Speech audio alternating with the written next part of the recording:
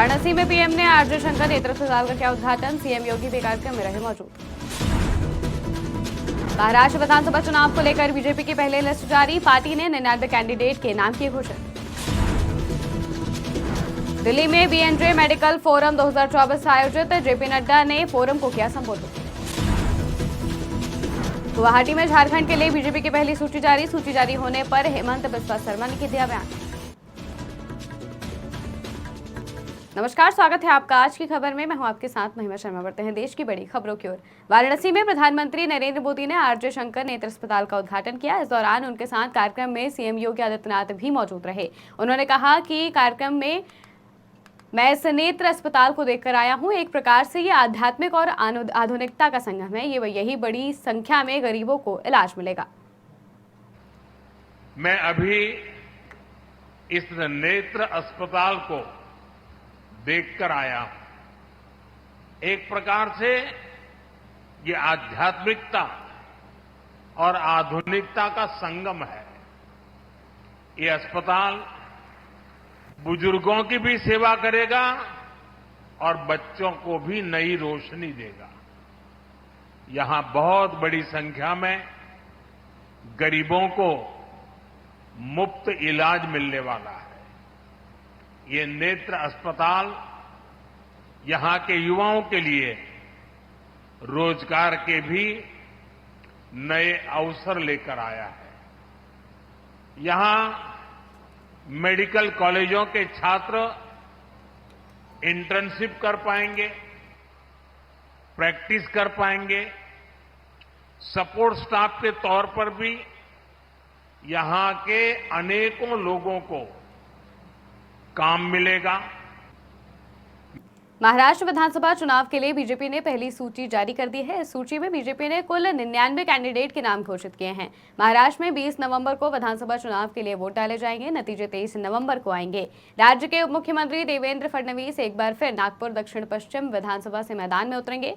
प्रदेश अध्यक्ष चंद्रशेखर बावनकुले कामठी विधानसभा क्षेत्र से चुनाव लड़ेंगे। महाराष्ट्र में विधानसभा की कुल 288 सीटें हैं। 2019 के चुनाव में बीजेपी को 105 सीटों पर जीत हासिल हुई थी। इस बार बीजेपी राज्य में एकनाथ और अजित पवार की अगुवाई वाली शिवसेना और एनसीपी के साथ मिलकर चुनाव लड़ रही है। बीजेपी की पहली सूची पर प्रधानमंत्री नरेंद्र मोदी की अध्यक्षता में 16 अक्टूबर को हुई बैठक में मोहर लगी थी।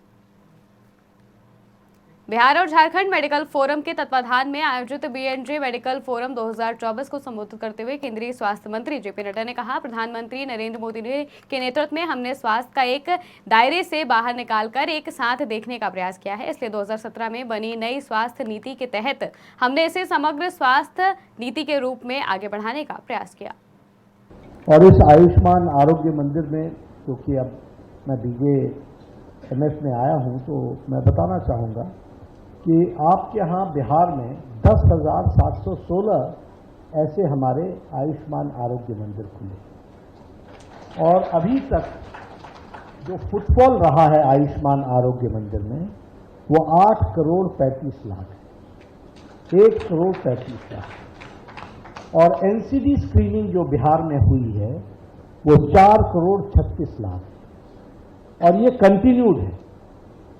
तो आप डॉक्टर्स हैं, आप समझ सकते हैं जब हम आपको कहते हैं कि NCD की स्क्रीनिंग हुई है और उसकी संख्या अगर 4 करोड़ 36 लाख है तो आप समझते होंगे कि उसका deep impact preventive health care में कितना बड़ा है। गुवाहाटी में झारखंड विधानसभा चुनाव के लिए भाजपा की पहली उम्मीदवार सूची जारी होने पर असम के मुख्यमंत्री और झारखंड भाजपा विधानसभा चुनाव के सह प्रभारी हेमंत बिस्वा शर्मा का बयान सामने आया है। बता दें कि उन्होंने कहा कि चुनाव की लिस्ट जारी हुई है। मैं आशा करता हूं कि हमारी सरकार बनेगी और सबको मैं शुभकामनाएं देता हूं। साथ ही कहा कि मैं जनता का जो मूड देखा है उससे लगता है कि भाजपा और एनडीए की ही सरकार बनेगी। चुनाव का लिस्ट पब्लिश हुआ है। हमारा आशा है कि सरकार बनेगा और सबको मैं शुभकामना देता हूँ। मेरा प्रदेश नहीं है, झारखंड एक अलग प्रदेश है, तो हम लोग गेस्ट है, तो गेस्ट कितना बोल सकता हूँ, बट हमारा लीडर्स ही बोलेगा।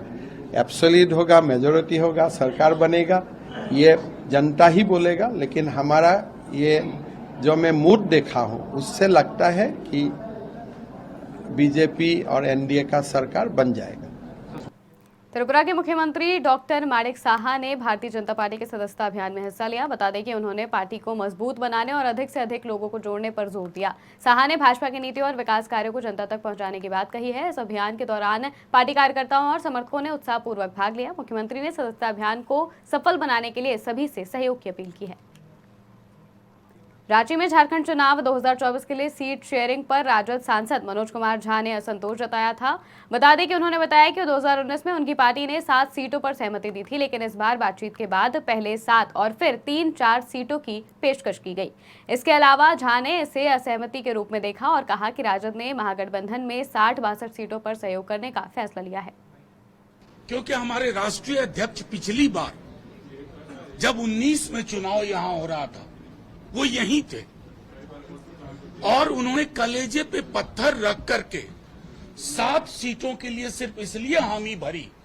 भोला बाबू यहां बैठे हुए हैं, सिंबल भरा हुआ हमारे कैंडिडेट्स का हमने विड्रॉ कर लिया सिर्फ इसलिए कि उस विशाल हृदय व्यक्ति हमारे राष्ट्रीय अध्यक्ष ने कहा गोल है बीजेपी को हटाना और उस गोल में कामयाब हुए। स्ट्राइक रेट हमारा 7 लड़े 5 पे रनर अप रहे, क्लोज 1800 2000 ऐसे हारे। कई विधायक हिलने डुलने लगे। हमारा तो एक ही विधायक था, मंत्री थे सत्यानंद जी। कभी इनके बारे में सुना कि ये हिल डोल रहे हैं? कोई कलकत्ता में पकड़ा गया, कोई कहीं पकड़ा गया। तो ये प्रतिबद्धता थी कि हमने महागठबंधन को मजबूत करने का काम किया। आप सब जानते हैं, इंडिविजुअली आप लोग मैसेज भी करते हैं कि राजद का कम से कम 22 जगहों पर कम से कम एक ऐसा जनाधार है जहां हम जीत तय करते हैं, चाहे वो जेएमएम के हमारे साथ ही लड़े या कांग्रेस के साथ ही लड़े। हेमंत जी को मुख्यमंत्री बनाया, उसी संदर्भ में बार बार हम इस बात को दोहराते हैं। कल जो इस बात को लेकर के आपसे कहा, हमारे नेता प्रतिपक्ष तेजस्वी जी, इंडिया गठबंधन के बनने में भी महती भूमिका थी हमारे राष्ट्रीय अध्यक्ष लालू जी की। हम बीजेपी से पारंपरिक रूप से लड़ने वाले लोग हैं, हमारी आंख मिचौनी कभी नहीं हुई क्योंकि हमारे। देश की बड़ी खबरों में फिलहाल इतना ही। देश और दुनिया की तमाम खबरों के लिए देखते रहिए आज की खबर।